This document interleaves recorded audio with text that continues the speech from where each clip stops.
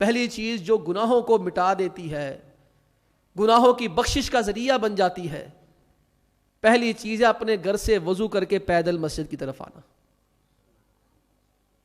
فرض نماز پڑھنے کے لیے گھر سے وضو کرنا اور پیدل آنا، یہ کوئی بڑا کام تو نہیں۔ بندہ اپنے گھر سے وضو کرے بس اور پیدل آئے۔ جن حضرات کے گھر قریب ہیں وہ سواریاں چھوڑ دیں اور روحانی فائدہ حاصل کریں۔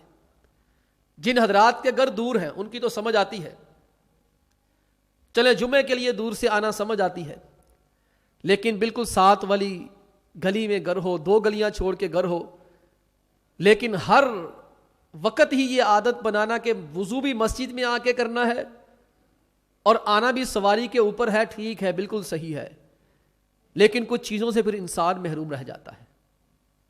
اللہ کے نبی علیہ الصلوۃ والسلام فرماتے من تطہر فی بیتہ، جو بندہ اپنے گھر سے وضو کرتا ہے، اپنے گھر سے، ثم مشى الی بیت من بیوت اللہ، فرمایا پھر وہ اللہ کے گھروں میں سے کسی گھر کی جانب چلا جاتا ہے، کسی مسجد میں چلا جاتا ہے، لیقضی فریضۃ اللہ، تاکہ اللہ نے جو اس کے اوپر نماز فرض کی ہے اس کو ادا کرے۔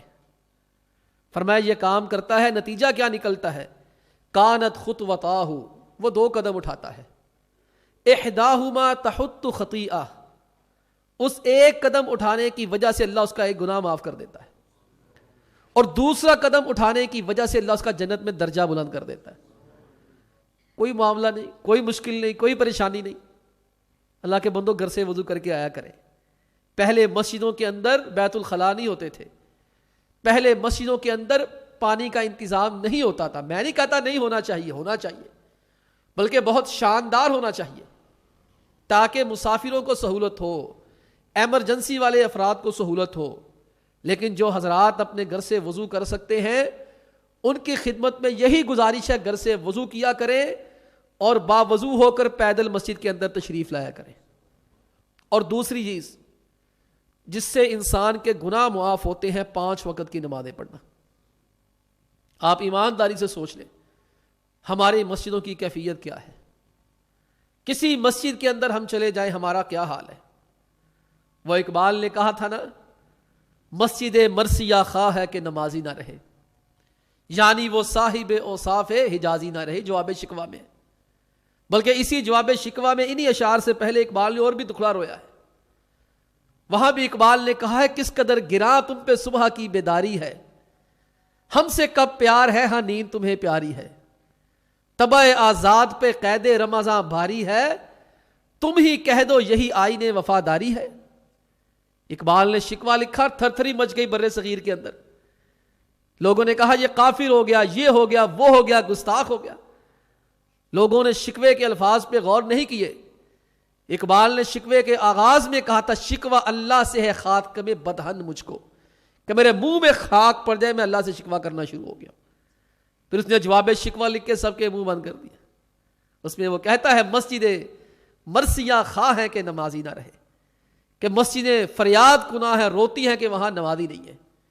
آج یہاں بیٹھے تو بڑے روئیں گے، او جی بابری مسجد میں نماز نہیں ہو رہی، او جی لال مسجد میں نماز روک دی، او جی 1979 میں بیت اللہ میں نماز روک دی گئی، او جی مسجد اقصیٰ میں مسلمانوں کو نماز نہیں پڑھنے دیتے، اور جہاں پڑھنے دیتے وہاں تو تم پڑھنے آتے نہیں ہو۔ یہاں تو تمہارے لیے اللہ کے بندوں سہولیات بہت ہیں۔ اللہ کا فرض ہے، اللہ کے نبی علیہ الصلوۃ والسلام نے صحابہ اکرام کو نماز کے اہمیت کے بارے میں سمجھایا کہ نماز سے گناہ کیسے معاف ہوتے ہیں۔ آپ علیہ الصلوۃ والسلام نے فرمایا میرے صحابہ ارأیتم لو ان نہرم بباب احدکم، صحابہ تمہارا کیا خیال ہے کسی بندے کے گھر کے باہر ایک صاف ستھری نہر چلتی ہو، یغتسل فیہ کل یوم 5، ہر روز وہ اس نہر میں 5 مرتبہ نہائے، حل یبقى من درنہ شیء، کیا 5 مرتبہ نہانے سے اس کے جسم کے اوپر میل کچیل رہے گی، کوئی گندگی رہے گی؟ صحابہ نے فرمایا لا یبقى من درنہ شیء، اللہ کے پیغمبر علیہ الصلوۃ والسلام اس کے جسم پہ میل کچیل کچھ نہ رہے گی۔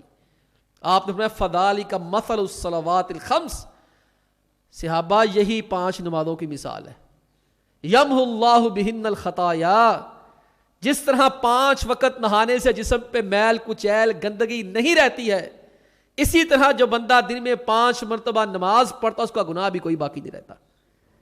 یہ گناہوں کی بخشش کا ایک ذریعہ ہے نماز پڑھنا۔ اللہ کے نبی علیہ الصلوۃ والسلام مسجد نبی میں تشریف فرما، ایک صحابی رضی اللہ تعالی عنہ آئے بڑے پریشانی کی حالت میں، اللہ کے نبی علیہ الصلوۃ والسلام میں نے گناہ کر لیا ہے، میں نے ایسا گناہ کر لیا ہے کہ میرے اوپر حد واجب ہو گئی ہے، مجھے کوڑے لگنے چاہیے، مجھے سنسار کر دینا چاہیے، میرے اوپر بہت بڑا مجھ سے گناہ ہو گیا ہے۔ صحابہ فرماتے آپ علیہ الصلوۃ والسلام خاموش رہے، جواب نہیں دیا، نماز کا وقت ہو چکا تھا۔ صحابہ اکرام کو آپ علیہ الصلوۃ والسلام نے نماز پڑھائی، نماز پڑھانے کے بعد وہ صحابی پھر کھڑے ہو گئے۔ یہ جن کو گناہوں پہ شرمندگی اور پریشانی ہوتی ہے، پھر اللہ تعالیٰ ان کے لیے بخشش کے راستے بھی نکال دیتا ہے۔ جو گناہ کرنے کے بعد دلیر ہو جاتے ہیں اور گناہ کرنے کے بعد بدمعاش بنتے ہیں، ان کو اللہ ہدایت دے۔ یہ گناہ کرنے کے بعد شرمندگی بھی اللہ کے بندوں ضروری ہے۔ یہ صحابی سے گناہ ہو گیا، غلطی ہو گئی، کہنے لگے جی مجھے سزا دیجئے۔ نماز پڑھی، نماز پڑھنے کے بعد سلام پھرا، پھر کھڑے ہو گئے، کہا اللہ کے نبی علیہ الصلوۃ والسلام سکون نہیں آ رہا، چین نہیں آ رہا، اقم علی حدا، میرا گناہ سن کے مجھ پہ حد لگا دیجئے، اقم فی کتاب اللہ، میرے متعلق اللہ کی کتاب میں جو لکھا ہے میرے اوپر وہ حکم نازل کیجئے، صادر کیجئے۔ آپ علیہ الصلوۃ والسلام نے فرمایا الیس قد صلیت معنا، کیا تم نے ابھی ہمارے ساتھ نماز پڑھی ہے؟ اس نے کہا ہاں جی پڑھی ہے۔ آپ نے فرمایا فإن اللہ قد غفر لک ذنبک، اس نماز کی وجہ سے اللہ نے تیرا وہ گناہ معاف کر دیا ہے۔ اللہ کے بندو یہ نماز کی کتنی اہمیت ہے، ہم اس کو چھوڑ رہے ہیں۔ مسجدوں میں آ کے دیکھا کریں، فجر کی نماز اس مسجد کو بنے الحمدللہ 15 سال تو ہو ہی گئے میرا خیال۔ جب میں باہر پڑھنے کے لیے گیا تھا اس وقت 20 سال 19 سال میری عمر تھی، اس وقت میں وہاں سنا تھا میں نے کہ یہ ایک مسجد بن رہی یہاں پہ، اللہ بخشش فرمائے خواجہ ابرار صاحب ہوتے تھے وہاں مدینہ میں، انہوں نے مجھے بتایا تھا، مسجد نبوی کے اندر ہی بتایا کہ وہاں ایک مسجد بن رہی ہے، کوئی 15-16 سال پہلے۔